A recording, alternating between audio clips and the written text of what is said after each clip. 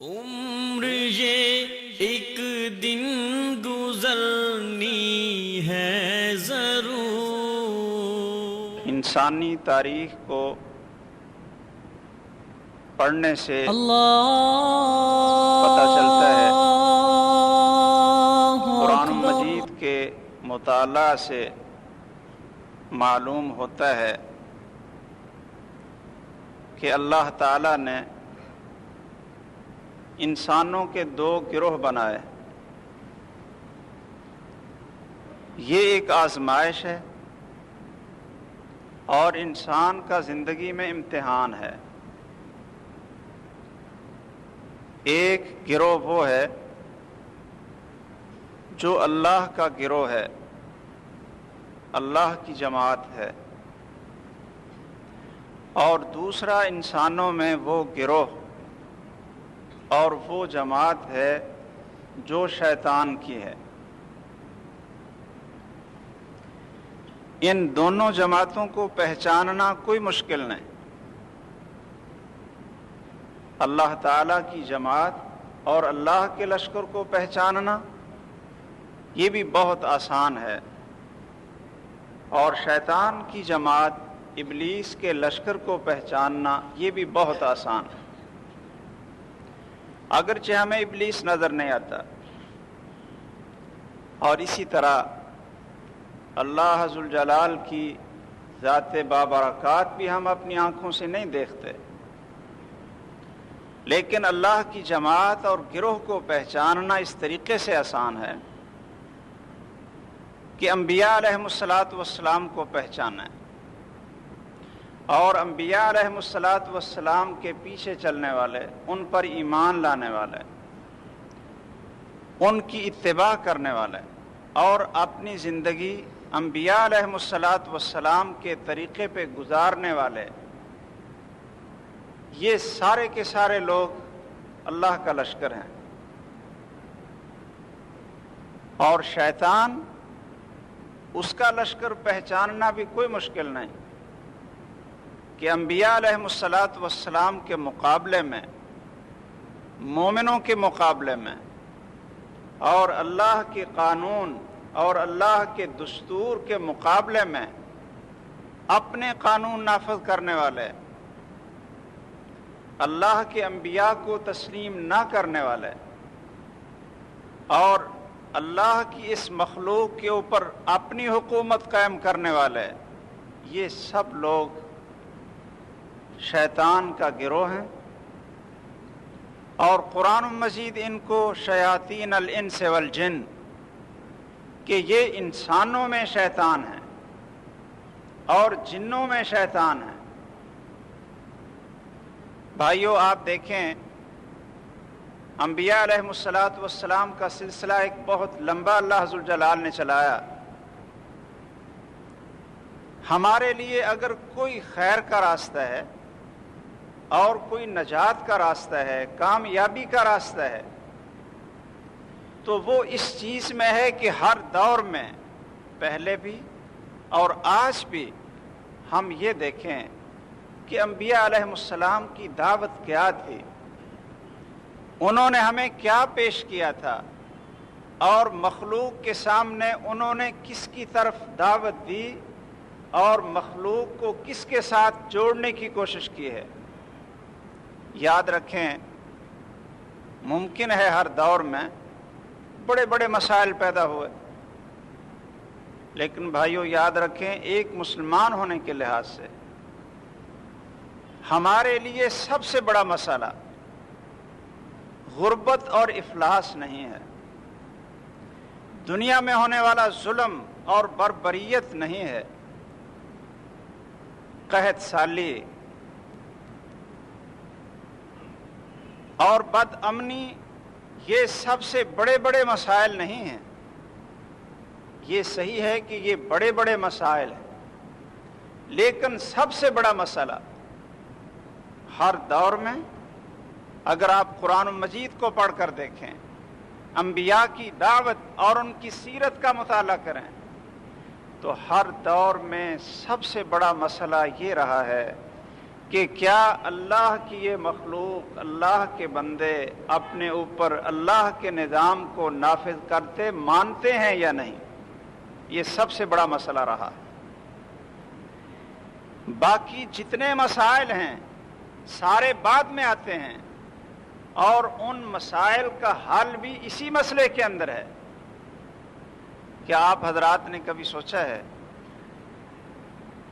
کہ ہر دور میں ہر پیغمبر سب سے بڑا مصلح ہوتا تھا، انسانیت کا خیر خواہ ہوتا تھا، اور پیغمبر سے بڑھ کر انسانوں کا دنیا میں کوئی خیر خواہ نہیں ہوتا؟ اس لیے تو تمام انبیاء علیہم السلام کی دعوت میں یہ الفاظ موجود ہیں۔ آپ کبھی قرآن کو غور سے پڑھیں کہ وہ کہتے ہیں انا لکم ناصح امین، کہ لوگوں میں تو تمہارا بڑا خیر خواہ ہوں، تمہیں بچانا چاہتا ہوں، وانصح لکم، اور میں تمہاری خیر خواہی کر رہا ہوں۔ انہوں نے کس انداز سے خیر خواہی کی کہ سب سے پہلا مسئلہ غربت یا افلاس پیش نہیں کیا، سب سے پہلا مسئلہ فقر اور لوگوں پر ظلم اور بربریت کو پیش نہیں کیا۔ ان مسائل کو پیش کر کے وہ لوگوں کی ہمدردی لے سکتے تھے۔ اس دور میں بھی رسول اکرم صلی اللہ علیہ وسلم کے دور میں اگر آپ لا الہ الا اللہ کو پیش نہ کرتے بلکہ لوگوں کے سامنے اس دور کا فقر اور فاقہ افلاس کو پیش کرتے، اور اس دور میں کیسر اور کسریٰ کا ظلم اور عرب علاقے کے اوپر ان کی منمانی اور حکومت اور ظلم یہ پیش کرتے، آپ حضرات کیا سمجھتے ہیں کہ کوئی عربی آپ کی دعوت سے پیچھے رہ جاتا؟ سب کہتے جی ٹھیک ہے۔ واقعتاً ان مسائل کے حل کے لیے ہم آپ کے ساتھ ہیں، لیکن رسول اکرم صلی اللہ علیہ وسلم جو بڑے خیر خواہ تھے، بڑے سمجھدار تھے، بڑے سیاستدان تھے اور سب سے بڑے مصلح تھے، انہوں نے لوگوں کے سامنے سب سے پہلا مسئلہ یہ پیش کیا، کہا لوگوں لا الہ الا اللہ کہو، محمد الرسول اللہ کہو، اقرار کرو، مانو کہ اللہ نے ہمیں پیدا کیا ہے اور ہم نے اپنی زندگی اللہ کی بندگی میں گزارنی ہے، ان چیزوں کو تسلیم کرو، تفلحو، تم کامیاب ہو جاؤ گے۔ باقی غربت اور افلاس کا مسئلہ تو اللہ ذوالجلال فرماتے ہیں کہ وہ تو میں نے اپنے ہاتھ میں رکھا ہے، وَمَا مِن دَابَّةٍ فِي الْأَرْضِ إِلَّا عَلَى اللَّهِ رِزْقُهَا نَحْنُ نَرْزُقُكُمْ وَإِيَّاهُمْ۔ اللہ فرماتے ہیں وَمَا خَلَقْتُ الْجِنَّ وَالْإِنسَ إِلَّا لِيَعْبُدُونَ مَا أُرِيدُ مِنْهُمْ مِنْ رِزْقٍ وَمَا أُرِيدُ أَنْ يُطْعِمُونَ إِنَّ اللَّهَ هُوَ الرَّزَّاقُ ذُو الْقُوَّةِ الْمَتِينُ۔ اللہ فرماتے ہیں کہ میں نے جنوں اور انسانوں کو اپنی بندگی کے لیے پیدا کیا، میرا ان سے قطعاً یہ مطالبہ نہیں ہے کہ وہ مجھے کھلائیں اور وہ مجھے کچھ دیں۔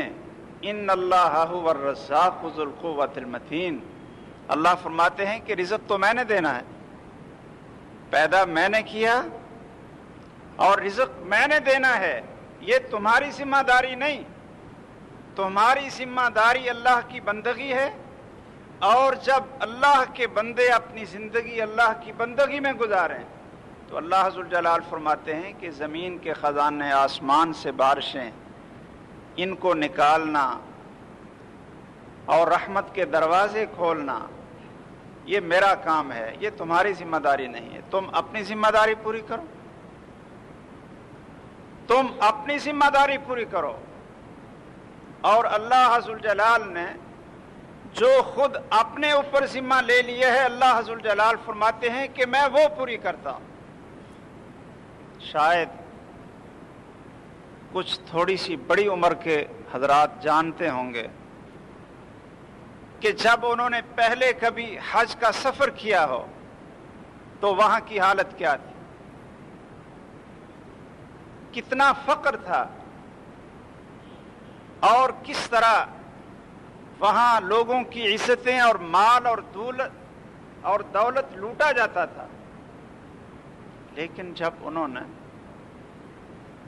اللہ کی توحید کو نافذ کیا ہے، حکومت بدل گئی، ملک عبدالعزیز آئے، انہوں نے اپنے ملک میں کیا اصلاحات کی؟ سب سے پہلا کام لا الہ الا اللہ، اس بنیاد پہ انہوں نے اپنی حکومت قائم کی اور بڑے بڑے مزار جو شرک کا مرکز ہیں ان کو اڑایا، پوری دنیا میں ہلچل پیدا ہوئی۔ لیکن بھائیو، اللہ کی رحمت دیکھیں، اللہ کی توحید کی برکت سے، دین اسلام کی برکت سے اللہ ذوالجلال نے ان کے لیے زمین اور آسمان کے اس طرح خزانے کھولے ہیں کہ آدمی تصور بھی نہیں کر سکتا۔ تو اللہ کا یہ نظام ہے کہ سب سے بڑا مسئلہ پوری انسانیت کا یہ ہے کہ جو انسان مر رہا ہے وہ کہاں جا رہا ہے۔ ہم کہتے ہیں جی مرتا کیوں ہے؟ او بھائی مرنا تو ہے، جو آیا ہے وہ مرے گا نہیں؟ میں اور آپ کیا ہمیشہ دنیا میں رہیں گے؟ دیکھنا یہ ہے کہ مرنے کے بعد کیا یہ ابدی نعمتوں میں جا رہا ہے یا ہمیشہ کے لیے آگ اور جہنم کے ٹھکانہ وہ اس کا گھر بن رہا ہے۔ کسی کو بھوکے کو کھانا کھلا دیں اور بیمار کو اٹھا کر اسپتال میں لے جائیں، بھائیو یہ خیر خواہی ہے، اس میں کوئی شک نہیں۔ لیکن اس سے بھی بڑی خیر خواہی یہ ہے کہ کوئی جہنم میں جا رہا ہے، آگ میں جا رہا ہے، آپ اس کو بچائیں۔ کیوں؟ اس لیے کہ بیماری سے بچائیں، اچھی بات ہے، اسلام نے اس کی تلقین کی ہے، بھوکے کو کھانا کھلائیں، یہ بہت اچھی بات ہے، اسلام اس کی تلقین کرتا ہے اور یہ بہت بڑی خیر خواہی ہے۔ لیکن یاد رکھیں کہ اگر آپ کھانا نہ بھی کھلائیں گے، اس کا علاج نہ بھی کریں گے، تو اللہ ذوالجلال کسی اور ذریعے سے اس کا بندوبست کر دے۔ لیکن بھائیو، آپ آنکھوں کے سامنے دیکھ رہے ہوں کہ ایک شخص اللہ کے راستے کو چھوڑے ہوئے، اللہ کے دین کو چھوڑے ہوئے، اللہ کی نافرمانی میں، شیطان کی پارٹی میں زندگی گزار رہا ہے، اور آپ اس کو آنکھوں سے دیکھ بھی رہے ہیں اور پھر خاموش بھی رہیں۔ یہ سب سے بڑی اس کی بدخواہی ہے۔ آپ اس کے دوست نہیں ہیں، آپ اس کے دشمن ہیں۔ اس لیے انبیاء علیہ السلام کی دعوت کو سمجھیں کہ ہر دور میں سب سے بڑے سیاستدان، یہ سیاست کا لفظ محمد الرسول اللہ صلی اللہ علیہ وسلم نے انبیاء کے اوپر بولا ہے۔ آپ نے فرمایا کہ کانت بنو اسرائیل تسوسهم الانبیاء، کہ بنو اسرائیل ان میں پہلے تو انبیاء سیاست کرتے تھے۔ بھئی سیاست کا اصل معنی تو ہے اصلاح کرنا، یہ عربی کا لفظ ہے اور اس کا معنی کیا ہے؟ اصلاح کرنا، بگڑی ہوئی چیز کو سنوارنا۔ تو کیا انبیاء علیہ السلام سے بڑا بھی کوئی اصلاح کرنے والا دنیا میں آتا ہے؟ سب سے بڑے اصلاح کرنے والے انبیاء علیہ السلام ہوتے ہیں۔ اس لیے آپ فرماتے ہیں کہ بنو اسرائیل کی اصلاح اور سیاست تو انبیاء کرتے رہے۔ کلما ہلک نبی جاء بعدہ نبی، جب ایک نبی فوت ہو جاتا اس کے بعد دوسرا اللہ ذوالجلال بھیج دیتے۔ آپ فرماتے ہیں وَأَنَا خَاتَمُ النَّبِيِّينَ لَا نَبِيَّ بَعْدِي، اور میں خاتم النبیین ہوں، میرے بعد کوئی نبی نہیں آئے گا۔ اس لیے آپ کے بعد امت کی اصلاح اور سیاست کی ذمہ داری پوری امت کا فرض ہے، پوری امت کا فرض ہے۔ کنتم خیر امت اخرجت للناس تأمرون بالمعروف وتنہون عن المنکر۔ تو بھائیو، سب سے بڑا مسئلہ، اگر آپ کسی کانفرنس کے اعلامیے میں دیکھتے ہیں کہ سب سے بڑا مسئلہ ہمارا غربت اور افلاس ہے، یہ ان لوگوں کی باتیں تو ہو سکتی ہیں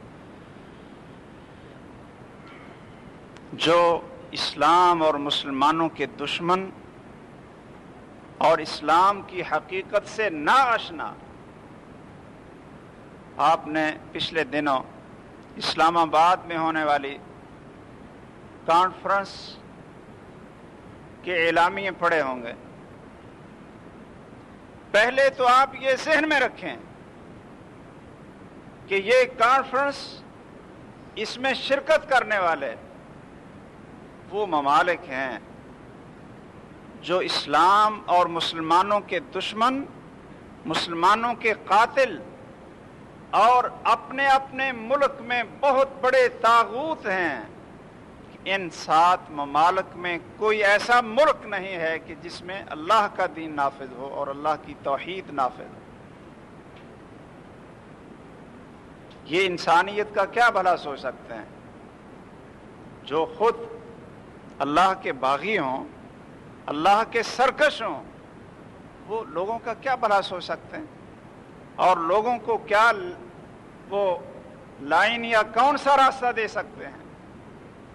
اس لیے بھائیو، ہر وقت ہر دور میں آپ ذہن میں رکھا کریں کہ انبیاء علیہم الصلوۃ والسلام کی سوچ کیا ہے، ان کی دعوت کیا تھی، اور خصوصاً 2 پیغمبر تو ایسے ہیں کہ جن کے زندگی کو، جن کی دعوت کو اللہ ذوالجلال نے ہمارے لیے بہترین نمونہ قرار دیا ہے۔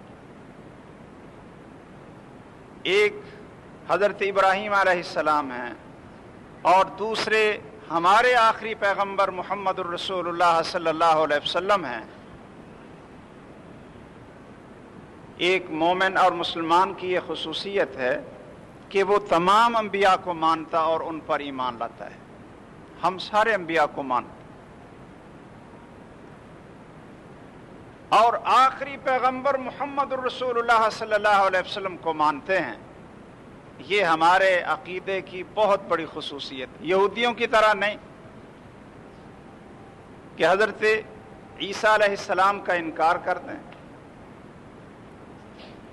اور ان کو قتل کرنے کے درپے ہو جائیں، نہیں، بلکہ ہمارے ایمان کا بنیادی رکن یہ بھی ہوتا ہے ان تؤمن باللہ وملائکتہ وکتبہ ورسلہ لا نفرق بین احد من رسلہ۔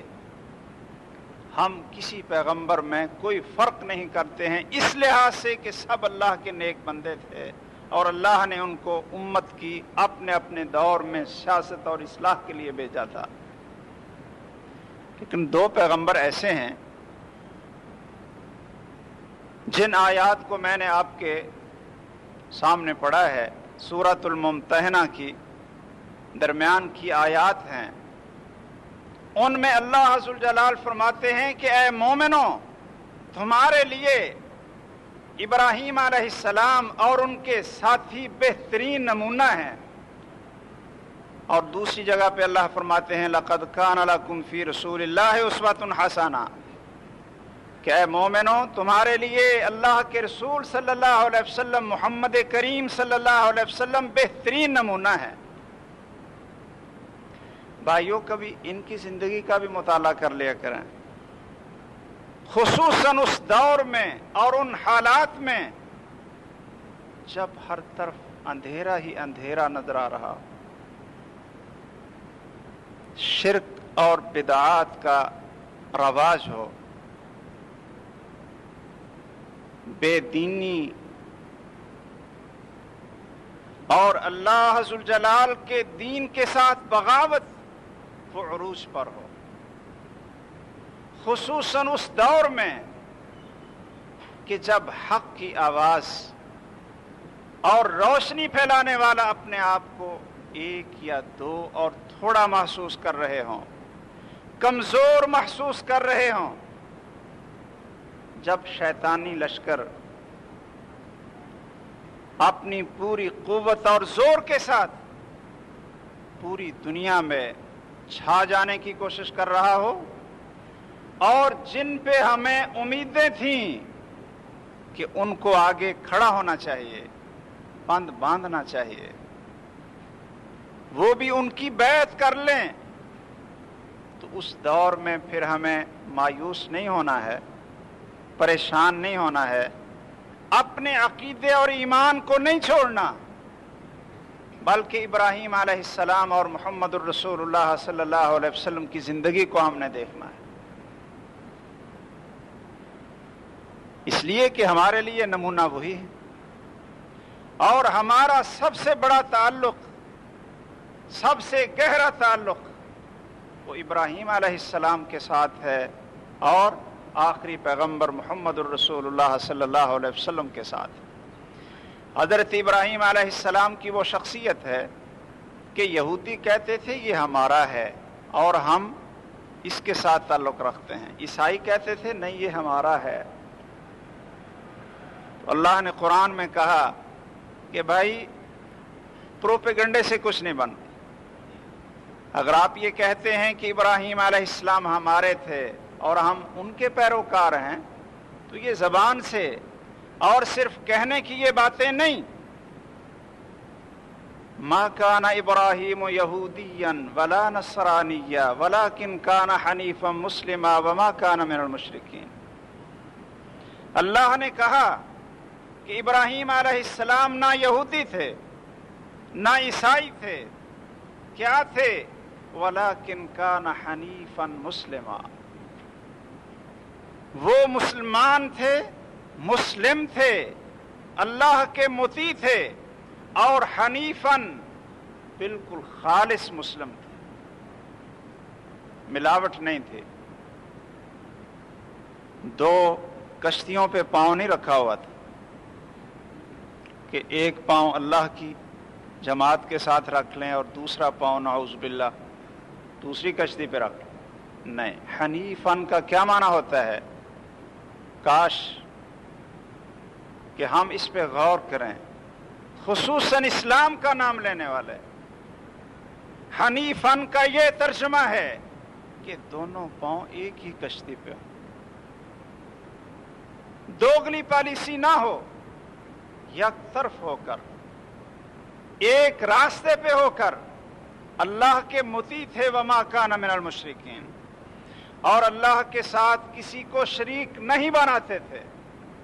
آگے اللہ نے یہ فیصلہ کر دیا کہ دیکھو زبان سے کہنے سے کچھ نہیں بن، اگر رات دن ایک شخص یہ کہتا رہتا ہے محمد الرسول اللہ صلی اللہ علیہ وسلم کا نام ہی لیتا رہتا، آپ کے ساتھ عشق اور محبت کے ترانے گاتا رہتا، اٹھتے بیٹھتے مدینہ مدینہ مدینہ ہی کہتا رہتا، تو بھائیو زبان سے کہنے سے تعلق پیدا نہیں ہوگا۔ اللہ نے فرمایا ان اول الناس بابراہیم للذین اتبعوہ وہذا النبی والذین آمنوا۔ ابراہیم علیہ السلام کے سب سے زیادہ قریب اور ان کے سب سے زیادہ محب، ابراہیم علیہ السلام کے سب سے زیادہ حقدار کون ہیں؟ للذین اتبعوہ، جو اس کے پیچھے چلنے والے ہیں، جو ان کی پیروی کرنے والے ہیں، اپنا عقیدہ، اپنا عمل اور اپنی زندگی ان کے مطابق بنانے والے ہیں۔ وہذا النبی، اور یہ پیغمبر محمد صلی اللہ علیہ وسلم، والذین آمنوا، اور جو ان پر ایمان لائے ہیں، یہ ابراہیم علیہ السلام کے زیادہ حقدار ہیں۔ تو بھائیو ہمارا ابراہیم علیہ السلام کے ساتھ بڑا تعلق ہے، ان کا نام بار بار آتا ہے، نماز بھی پڑھتے ہیں، اس کے اندر بھی ضرور ابراہیم علیہ السلام کا نام آتا ہے جب آپ درود پڑھتے ہیں، جب آپ قرآن پڑھتے ہیں تو ہر جگہ پہ ابراہیم علیہ السلام کا نام آپ کو نظر آئے گا، صرف نام ہی نہیں بلکہ اللہ ذوالجلال اپنے آخری پیغمبر محمد الرسول اللہ صلی اللہ علیہ وسلم سے بھی کہتے ہیں اور ہمیں بھی کہتے ہیں کہ تم سارے ابراہیم علیہ السلام کی ملت کو اختیار کرو. وَأَوْحَيْنَا إِلَيْكَ أَنِ اتَّبِعْ مِلَّةَ إِبْرَاهِيمَ حَنِيفًا. ہم نے آپ کی طرف وحی کی ہے کہ کس دین اور کس ملت کی پیروی کرو. یہ کس کو حکم ہو رہا ہے؟ رسول اللہ صلی اللہ علیہ وسلم کو. وَأَوْحَيْنَا إِلَيْكَ أَنِ اتَّبِعْ مِلَّةَ إِبْرَاهِيمَ حَنِيفًا کہ اے پیغمبر آپ بھی کس ملت کے پیچھے چلیں؟ ابراہیم علیہ السلام کے پیچھے. اور ہمیں بھی یہی حکم اللہ نے کئی جگہ پہ دیا ہے. وَاتَّبِعُوا مِلَّةَ إِبْرَاهِيمَ حَنِيفًا. قُلْ صَدَقَ اللَّهُ فَاتَّبِعُوا مِلَّةَ إِبْرَاهِيمَ حَنِيفًا وَمَا كَانَ مِنَ الْمُشْرِكِينَ. اللہ نے سچ کہا ہے. لوگو ابراہیم علیہ السلام کی ملت اور دین کے پیچھے چلو. ہر موقع پہ اللہ یہ کہتے ہیں حنیفہ، جو ایک طرف ہی چلنے والا تھا. وما کان من المشرکین، مشرک نہیں تھا. اس لیے بھائیو ہمیں تو زیادہ ابراہیم علیہ السلام کی سنت کو دیکھنا چاہیے، ان کی ملت کو دیکھنا چاہیے، اور دیکھنا چاہیے کہ انہوں نے کیسے زندگی گزاری ہے، اور دیکھنا چاہیے کہ انہوں نے کس طرح دعوت دی ہے. اپنے گھر سے آغاز کیا ہے قوم کے ساتھ. ان کی دعوت کا انداز کیا ہے؟ بادشاہ وقت کے ساتھ انہوں نے کس طرح مناظرے بھی کیے ہیں اور ان کو دعوت بھی دی ہے.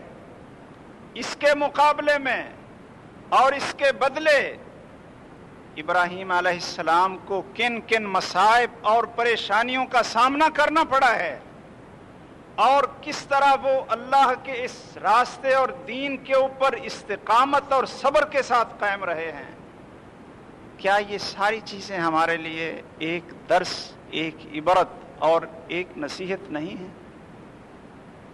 خصوصاً ایسے دور میں کہ جب اسلام کی غربت کا دور ہو،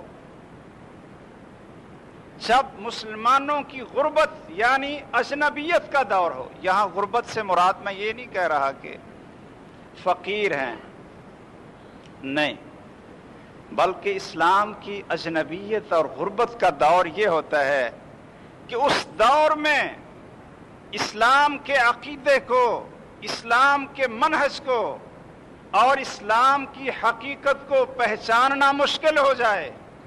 اتنے نفاق اور جھوٹ اور پروپیگنڈے کے پردے اس کے اوپر پڑ جائیں کہ عام آدمی کو پتہ نہ چلے کہ ہم کس طرف جا رہے ہیں.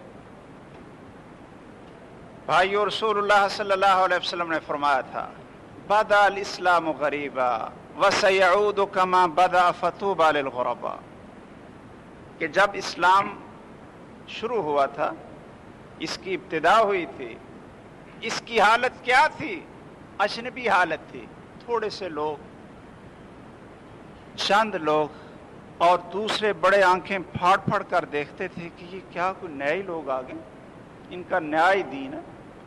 جو مسلمان ہو جاتا تھا اس کو کہتے تھے یہ بے دین ہو گیا.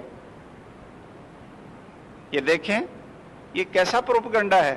اس کو کہتے تھے یہ صابی ہو گیا، حالانکہ دین اس نے اختیار کیا. بے دین تو یہ تھے. اللہ کا دین تو اسلام کو اختیار کرنے والے نے کیا، لیکن کہتے تھے یہ صابی ہو گیا، یہ اپنا دین چھوڑ گیا ہے، بے دین ہو گیا ہے. اس وقت غربت یعنی اجنبیت کا زمانہ تھا کہ تھوڑے لوگ تھے.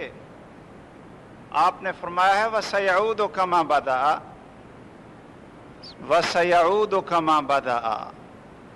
ایسا دور بھی آئے گا کہ پھر اسلام کو ماننے والے، اس کو قبول کرنے والے، اس پر عمل کرنے والے پھر وہ اجنبی محسوس ہوں گے اور تھوڑے محسوس ہوں گے.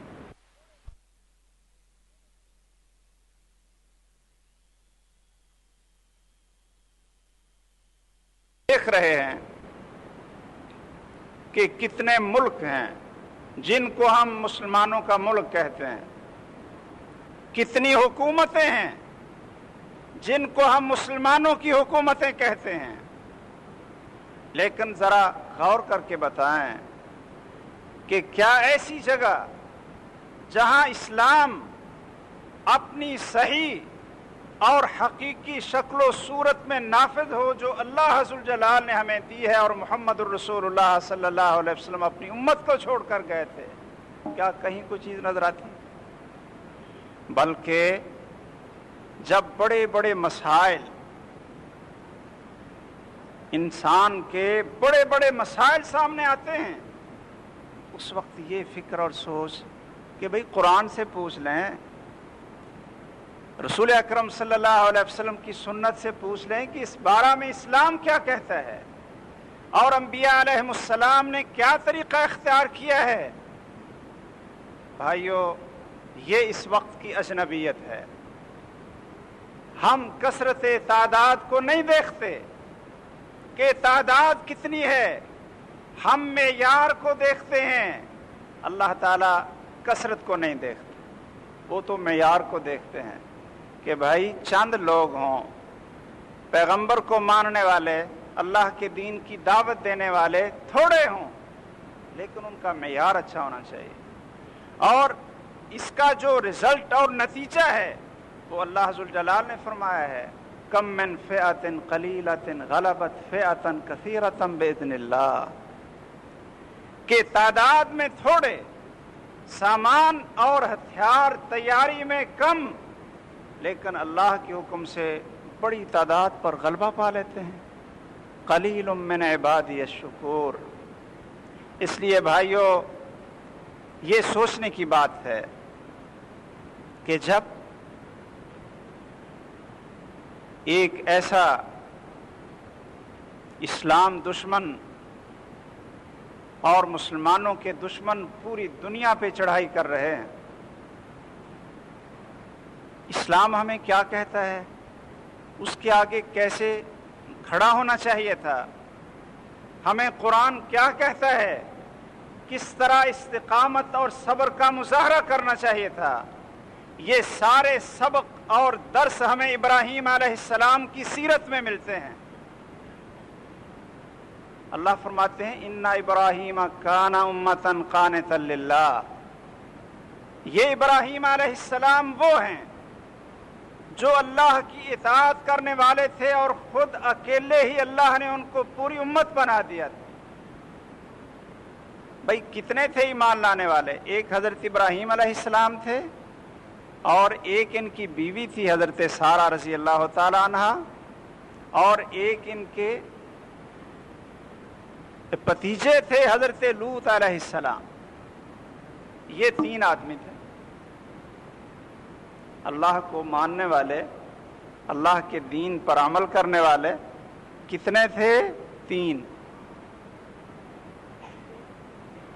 ایک حضرت ابراہیم علیہ السلام، اور ان کی بیوی حضرت سارہ، اور تیسرے ان کے بھائی کے بیٹے حضرت لوط علیہ السلام، وہ بھی ان کے ساتھ رہے ہیں اور ساتھ ہجرت کی ہے۔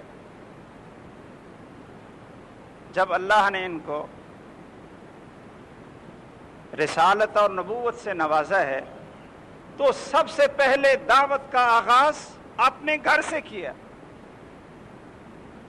اس لیے کہ سب سے زیادہ خیرخواہ آدمی تو اپنے باپ کا ہوتا ہے، ماں کا ہوتا ہے، اولاد کا ہوتا ہے، تو اس خیرخواہی کی ابتدا گھر سے ہونی چاہیے۔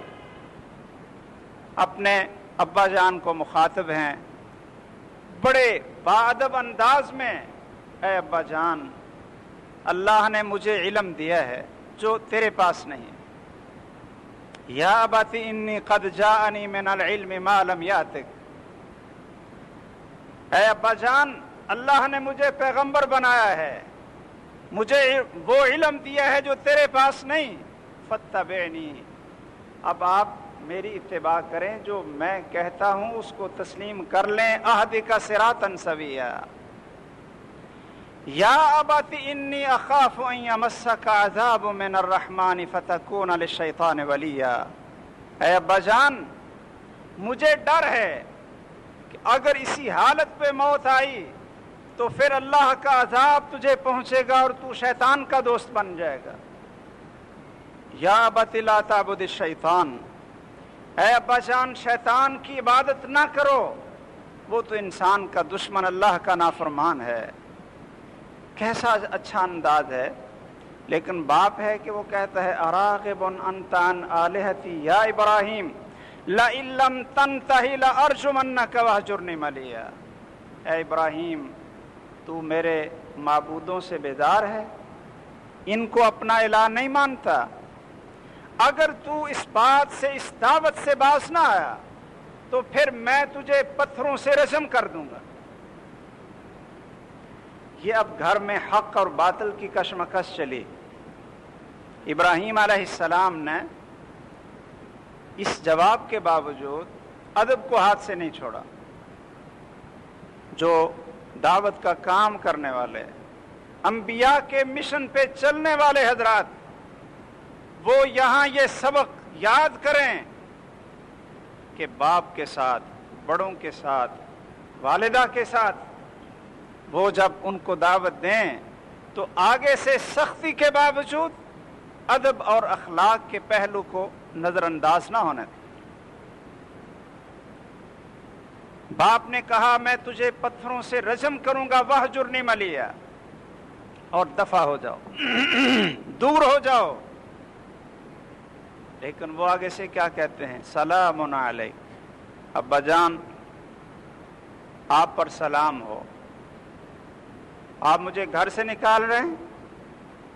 مجھے گھر سے نکلنا یہ آسان ہے، لیکن اس دعوت کو نہیں چھوڑ سکتا، اللہ کے دین اور توحید کو نہیں چھوڑ سکتا، اس پہ کوئی سمجھوتا نہیں ہو سکتا، کوئی مصلحت وہ اس کے آگے آڑے نہیں آ سکتی۔ ٹھیک ہے، اگر آپ مجھے اس دعوت کے ساتھ زندہ نہیں رہنے دینا چاہتے تو ٹھیک ہے، سلام علیک، آپ پر سلام ہو، سأستغفر لک ربی، میں آپ کے لیے اپنے رب سے بخشش مانگتا رہوں گا، دعائیں کرتا رہوں گا، میرا رب بڑا مہربان ہے، بڑا شفیق ہے اور بڑا نرم دعائیں سننے والا ہے، میں تیرے لیے دعائیں کرتا رہوں گا۔ گھر سے نکل گئے ہیں، قوم کے ساتھ جا کر یہی معاملہ بنتا ہے، ان کو دعوت دیتے ہیں۔ قوم کو دعوت دینے کے اندر انہوں نے بڑے عجیب اسلوب اختیار کیے۔ اللہ فرماتے ہیں کہ تلک حجتنا آتیناہا ابراہیم علی قومہ، کہ ابراہیم کو ہم نے دلیلیں سکھائی تھی۔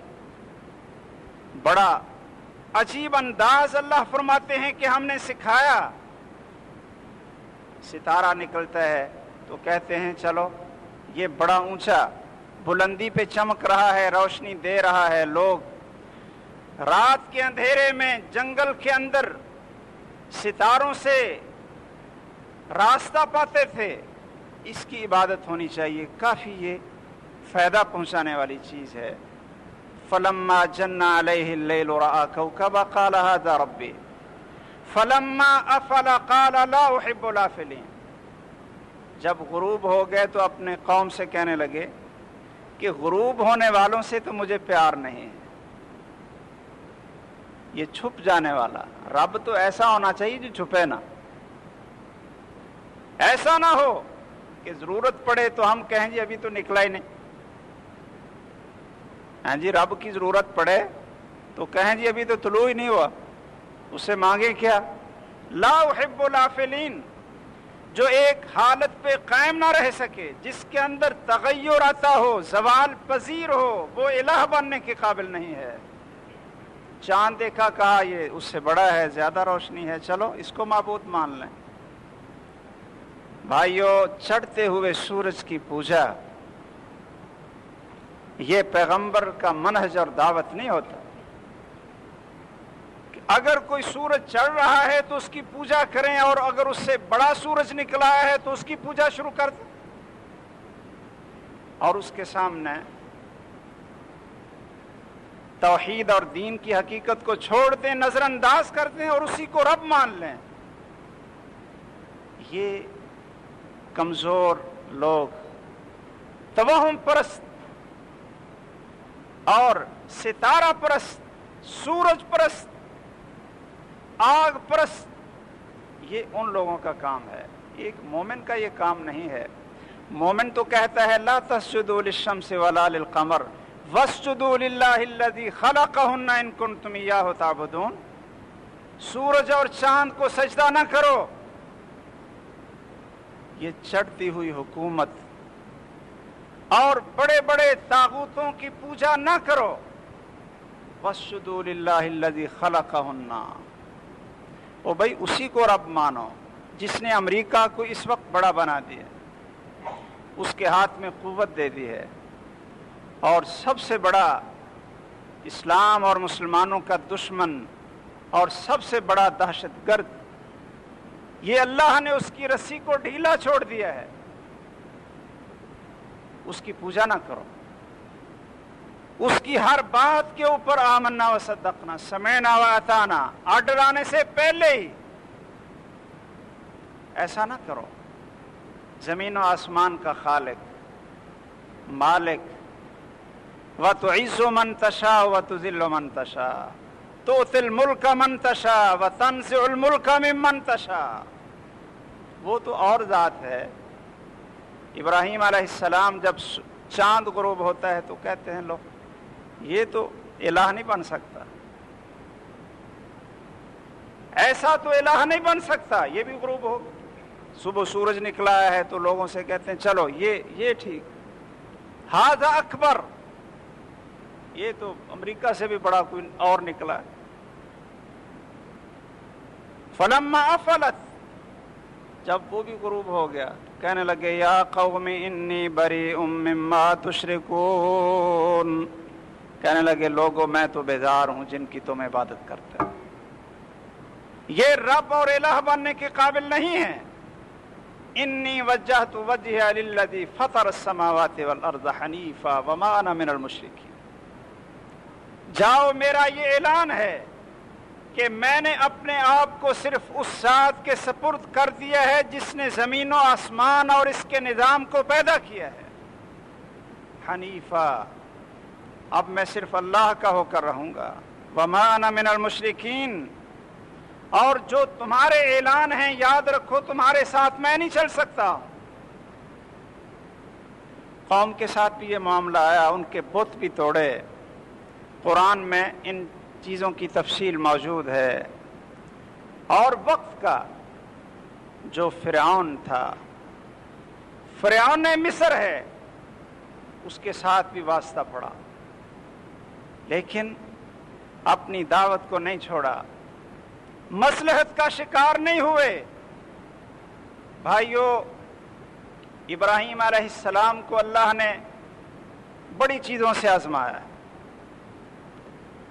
آج کے خطبے میں صرف ان کا یہ درس اور ان کی زندگی کا یہ عبرت آموز واقعہ یاد رکھیں کہ انہوں نے اپنے گھر سے دعوت کا آغاز کیا تھا، لا الہ الا اللہ، کہ اللہ کے ساتھ جڑو، تمہاری کامیابی اسی میں ہے۔ قوم کو بھی اسی چیز کی دعوت دی ہے اور بادشاہ کو بھی اسی چیز کی دعوت دی ہے۔ پھر اس کے مقابلے میں ان کے اوپر بڑی آزمائشیں آئی ہیں، گھر بار چھوڑنا پڑا ہے، اور پھر ان کو دہکتی ہوئی آگ میں ڈالا گیا ہے۔ لیکن یاد رکھیں کہ مارنے والے سے، جو مارنے کا ارادہ کر رہا ہے، اس سے بچانے والا کہیں غالب اور کہیں مضبوط ہے۔ لیکن انہوں نے یہ اعلان نہیں چھوڑا تھا کہ ہم تم سے بیزار ہیں اور جن کی تم پوجا کرتے ہو ہم اس سے بیزار ہیں۔ اس کو اللہ نے کہا ہے کہ اے مومنو، تمہارے لیے اسوہ حسنہ ہے فی ابراہیم والذین معہ اذ قالوا لقومہم انا براء منکم ومما تعبدون من دون اللہ کفرنا بکم، ہم تمہارے ساتھ کفر کرتے ہیں اور تمہارے اور ہمارے درمیان دوستی اور محبت قائم نہیں ہو سکتی حتی تؤمنوا باللہ وحدہ، جب تک تم اللہ پر ایمان نہیں لے آتے ہو۔ بھائیو، یہ اعلان اس دور کے بڑے بڑے جو طاغوت تھے، قوم تھی، بادشاہ تھا، ان کے سامنے یہ اعلان ہو رہا ہے۔ کہ ہمارے اور تمہارے درمیان دوستی نہیں ہو سکتی. بھئی حالانکہ کمزور تھے لیکن اعلان کر رہے ہیں بھائیو یہ عقیدہ ہے, ہم کمزور ہوں, بے بس ہوں, لیکن یہ نہیں کہہ سکتے کہ عیسائی اور یہودی ہمارے دوست ہیں. یہ ہم نہیں کہہ سکتے کہ واجپئی ہمارا دوست ہے, انڈیا ہمارا دوست بن گیا ہے. نہیں, یہ لفظ ایسے ہیں.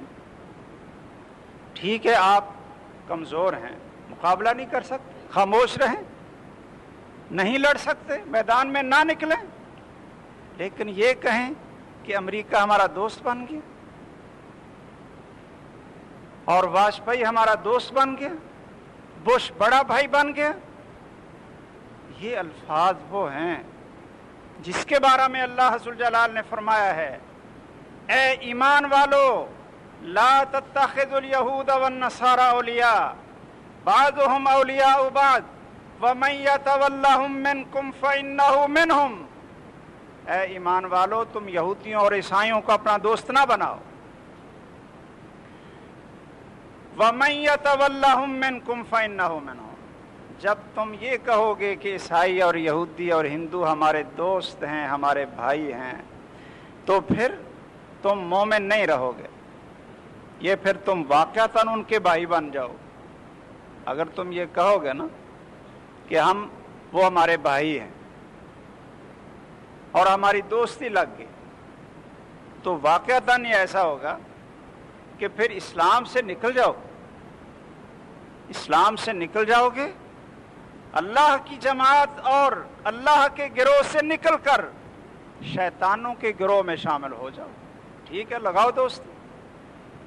ابراہیم علیہ السلام تو یہ اعلان کرتے ہیں کہ ہمارے اور تمہارے درمیان قد بدت بیننا و بینکم العداوۃ والبغضاء ابدا حتی تؤمنوا باللہ وحدہ.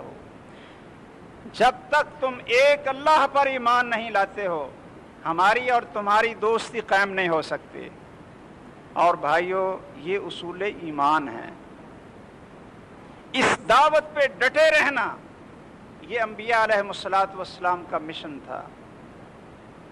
اور بعد میں ایک تھے فرعون مصر, اور بھائیو کچھ لوگ ہوتے ہیں فرعون عصر.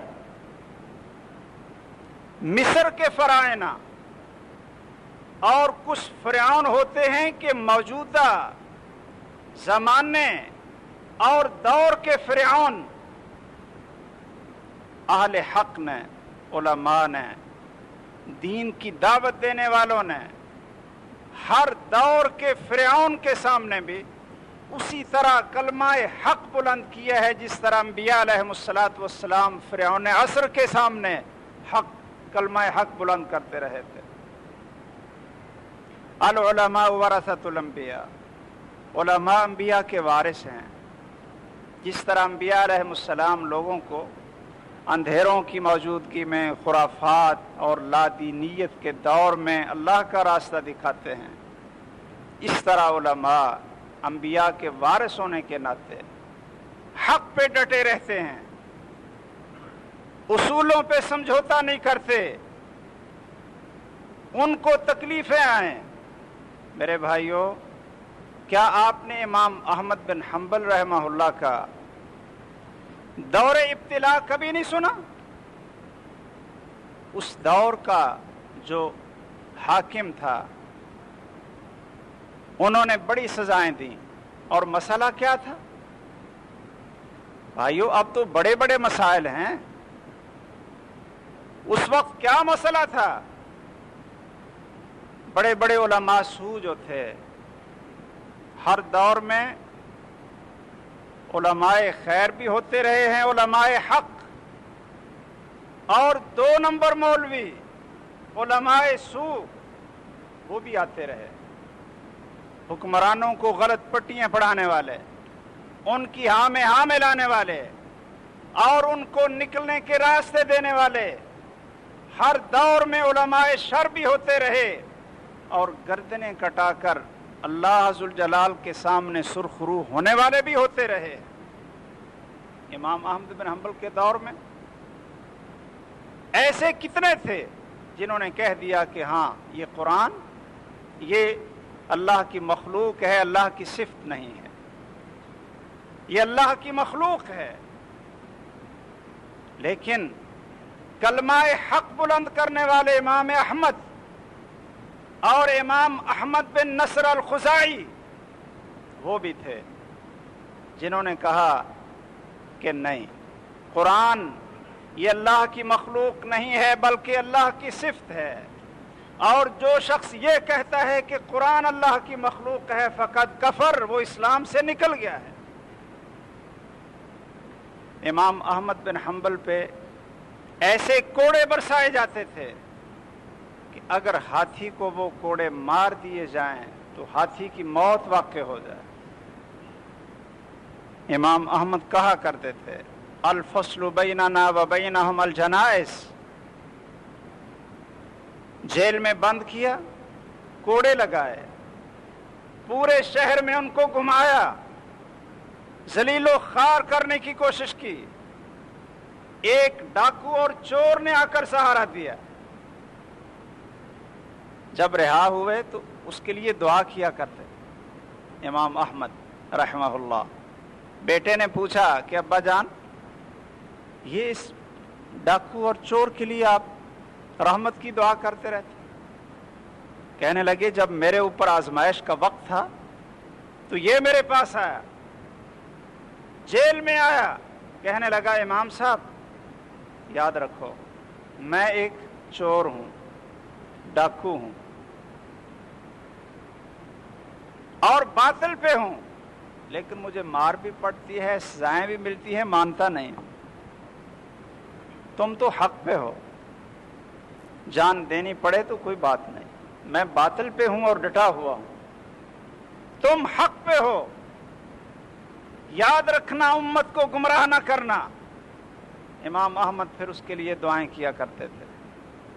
ابتلا کے دور میں کہا کرتے تھے الفصل بیننا و بینہم الجنائز، کہ اے حکمرانوں پتہ اس دن چلے گا جس دن جنازے اٹھیں گے کہ لوگوں کے دلوں میں محبت کس کی ہے۔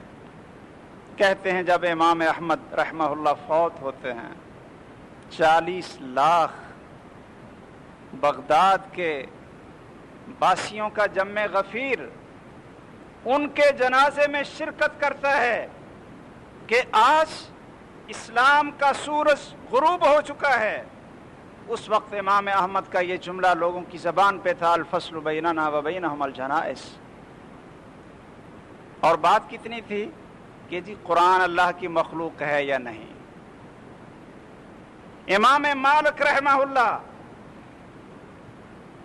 مدینہ کے امام ہیں، وقت کا بادشاہ، وہ کیا کرنا چاہتا ہے؟ اس نے کہا جی اگر کوئی آدمی اپنی بیوی کو طلاق دے دے، اس سے زبردستی طلاق لی گئی ہو تو طلاق واقع ہوتی ہے کہ نہیں؟ یہ جو اس دور کا بادشاہ تھا کسی عورت کے حسن اور جمال پہ فریفتہ ہو گیا، اب اس کا خاوند تھا، وہ شادی شدہ تھی، اب اس کو راستہ چاہیے تھا، یا تو اس کو قتل کروائے اور یا پھر اس پر زبردستی جبر کر کے اس سے طلاق دلوائے۔ آپ دیکھیں